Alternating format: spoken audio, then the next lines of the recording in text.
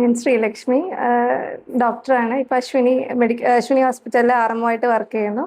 ഞാൻ ഈ വർഷത്തെ സിവിൽ സർവീസ് പരീക്ഷയിൽ 133 റാങ്ക് കരസ്ഥമാക്കിയിരുന്നു. ഞാൻ MBBS ശേഷം ഈ സിവിൽ സർവീസ് പ്രിപ്പറേഷനിലേക്ക് പോവുമായിരുന്നു. രണ്ടാമത്തെ അറ്റംപ്റ്റ് ആണ്. ആന്ത്രപ്പോളജി ആയിരുന്നു ഓപ്ഷണൽ സബ്ജക്ട്. റാങ്ക് ലിസ്റ്റിൽ ഉണ്ടാവുന്ന പ്രതീക്ഷയായിരുന്നു, പക്ഷേ ഈ ഒരു റാങ്ക് പ്രതീക്ഷയായിരുന്നില്ല.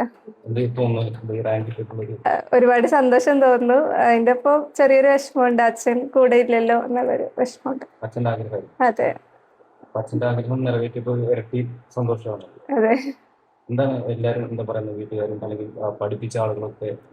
എല്ലാവരും ഒരുപാട് പേര് വിളിച്ചിരുന്നു. എല്ലാവരും സന്തോഷം അറിയിച്ചു, അഭിനന്ദനങ്ങൾ അറിയിച്ചു. പിന്നെ വീട്ടുകാരാണെങ്കിലും അമ്മയും ചേച്ചി ചേട്ടനും ഒക്കെ നല്ല സപ്പോർട്ടായിരുന്നു പഠിക്കുന്ന സമയത്ത്. അതുകൊണ്ട് ഒരുപാട് സന്തോഷം.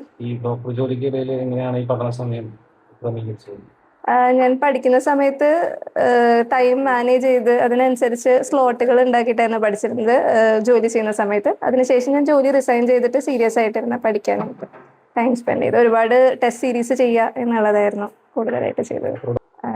ഇനി നല്ലൊരു സിവിൽ സർവൻ്റ് ആയിട്ട് ജനങ്ങളെ സേവിക്കണം എന്നുള്ളത് തന്നെയാണ്. എന്നെക്കൊണ്ട് സമൂഹത്തിന് ചെയ്യാൻ പറ്റുന്ന കാര്യങ്ങൾ ചെയ്യുക, അത് ഏറ്റവും ഭംഗിയായും എഫിഷ്യൻ്റ് ആയിട്ടും ചെയ്യുക എന്നുള്ളതാണ്.